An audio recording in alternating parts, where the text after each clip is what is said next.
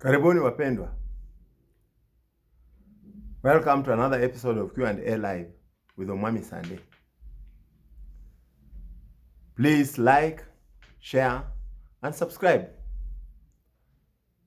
to our YouTube network.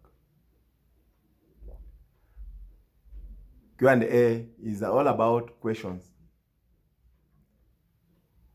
on Bible, political affairs, and life experiences. In one of our questions that we received in the last 1 week, a lady by the name Asha Ahmed sent me a question asking, Sunday, when will tribalism end in Kenya? And my answer is, tribalism is ending in Kenya. In the next few years, tribalism will be a thing of the past. And I remembered President Magufuli's visit to our country. He addressed a joint parliament. And in his speech, he was very categorical. He said Kenya has covered a very big stride in terms of development, in terms of international relations, in terms of cooperation, and has earned a place in the international community of nations.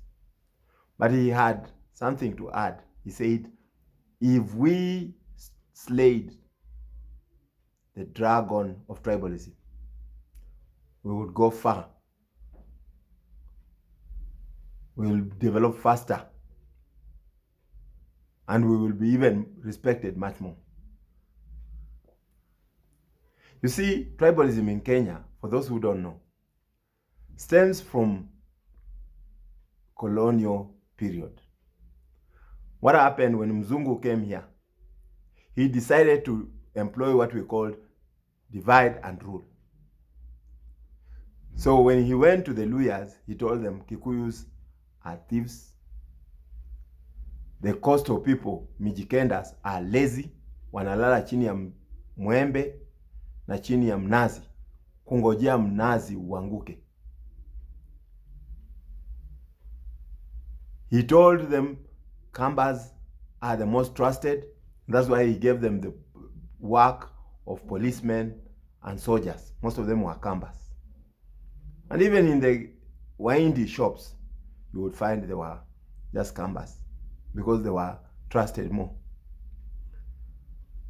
And he told the Luyas, you are watchmen and cooks and houseboys and shamba boys. Why? Because that's all you can do. But he told us to believe that the Luos, however much they are educated, they are just proud people. So the colonial master inculcated us with hatred for each other, with these biases, with stereotypes about each other. So when the Mzungu left, we then internalized those stereotypes and continue looking at each other in tribal terms, with those tags on us.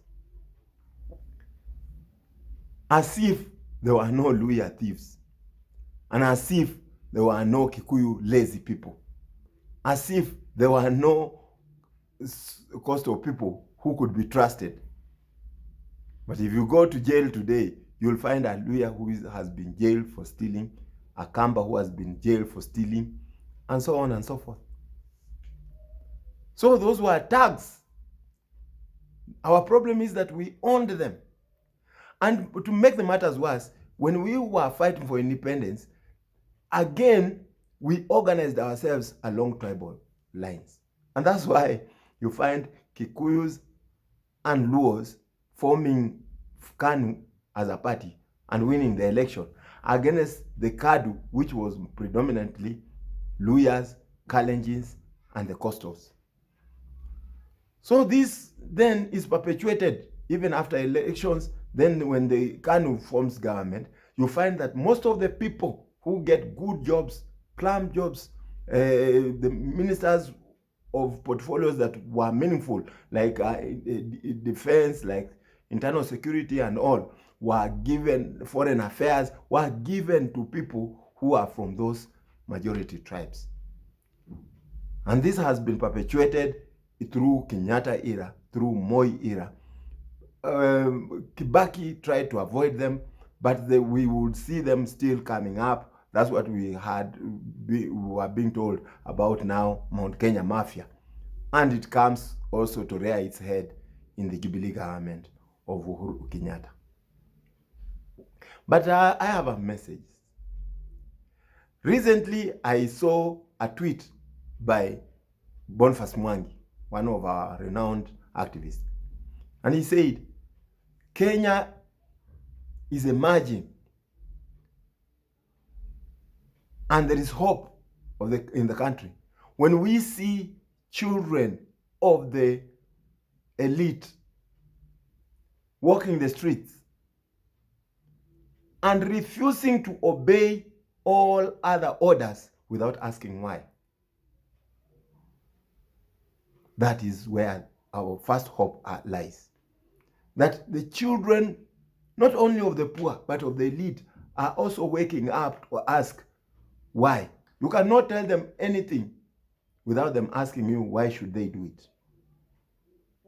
The second thing is the intermarriages among our people. You find it's now so easy for intermarriage. And I dare say, by the way, that show me a person who has married her villager, his villager, and I'll show you a person who propagates tribalism so easily. Majority of them will still be following those channels. But I can tell you, a young man today, a young woman today does not go back to the village to look for a suitor. They look for what is good in that person. Even the music they enjoy. You'll see Sauti Sol. People don't ask, what tribe is that singer? Nameless. Nonini. They are not about what tribe they come from, but what music, the quality music they play. You'll see Akode. Prominent. People are not following to know where Akode comes from. They just know Akode from Mombasa sings very good music. They don't want to know about her tribe. No. The other front where this fight is being taken is actually in economic crimes. Recently, we had the debate of the beds to be used for the COVID-19 patients. One bed was made by Mungai and another guy.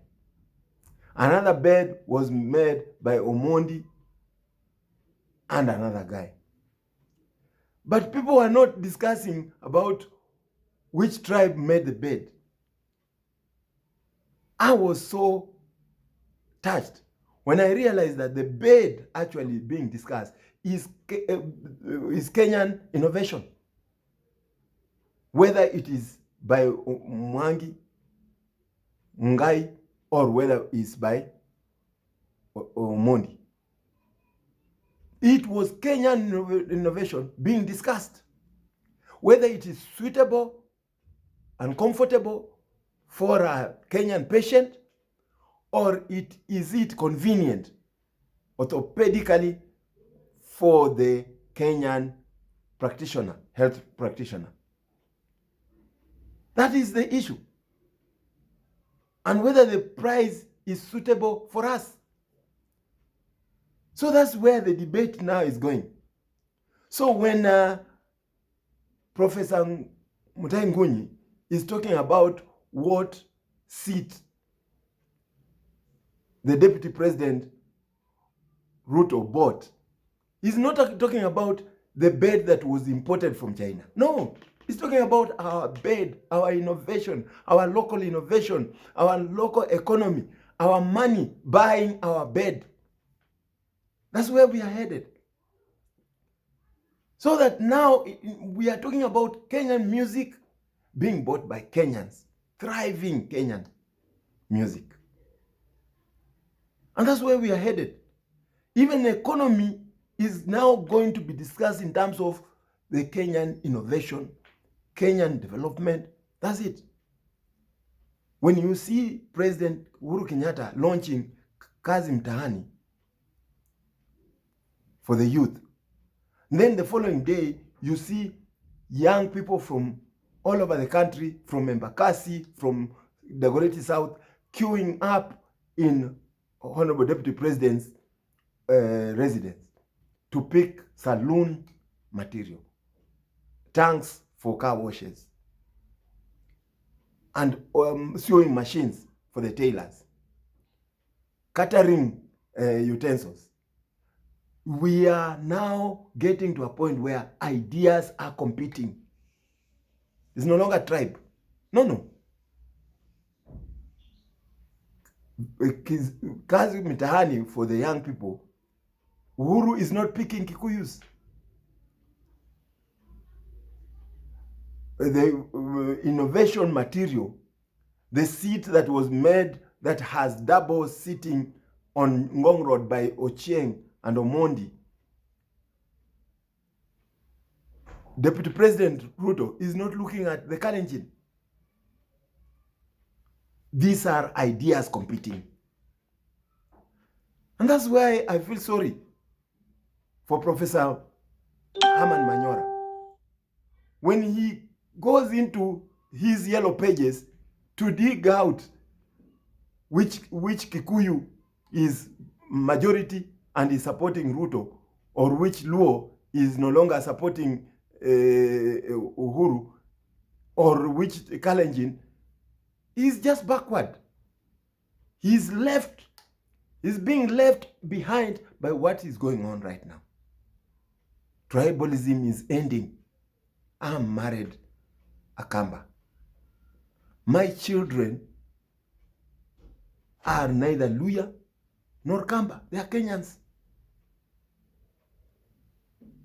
The same thing is happening to most of the generation now. None of them is going back to the village to look for their tribe.